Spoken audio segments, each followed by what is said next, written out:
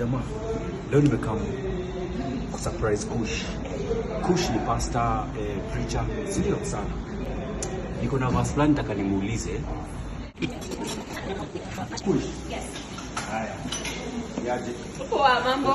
Niko bien. Sasa, una preaching sana. Sio? Leo nimekusurprise ukiosha nini? Vyombo, bega na ushanga vyombo, na ushanga vyombo. Sasa, nitakuwa niambie verse. First Timothy.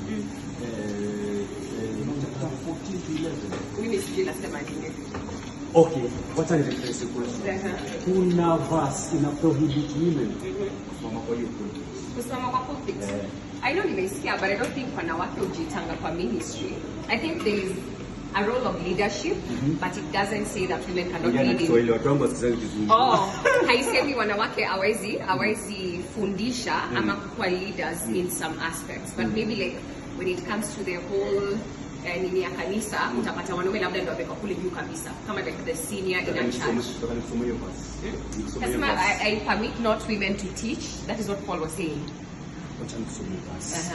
Unjua verse katika kwa edited nini na mawords tamu. Verse takatusome as is kwenye malao usema as it is. Haya, soma verse. Haya, verse B. I think the first Timothy. First Timothy 2:11-12. A woman should learn in quietness and full submission. I do not permit a woman to teach or assume authority over a man. She must be quiet.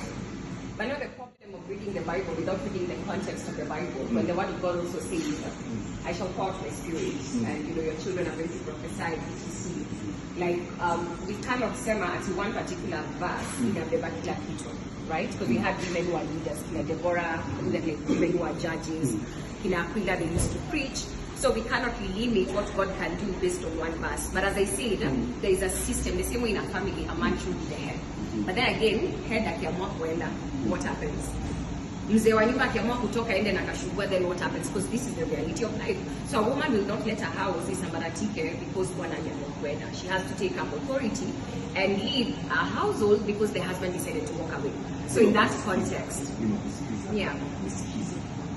Sisi personally mimi ninapatikana kwa Bible as but kuna context mingi that verse. Regardless. Yes. Una get? Yes. Regardless. Yes. Mimi nimeweza kupata Bible as it is. That's why I don't kusoma John 3:16. Inanga context. Yeah. As a context kama hii. Yeah. Kwa so nielewe vile.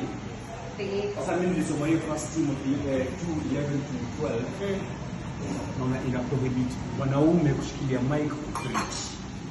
But no, that is not what the Bible is saying. Because if God has given you a gift, then you're supposed to exercise your gift, right? Because not every man can become a leader. Not every man can become a spiritual leader. Some of them can be deceiving people. So you cannot say that just because you're a man, then you are, by default, you are a spiritual leader. I guess it makes sense. Safi pasi. Please be enlightened. Yeah, I'm saying the context is key. That's why I'm saying there's a system, but context is key. So anyway, yes. Umesikia. So ni Bible wewe jijajie. Si ndio? But pasi ashatuweka sawa.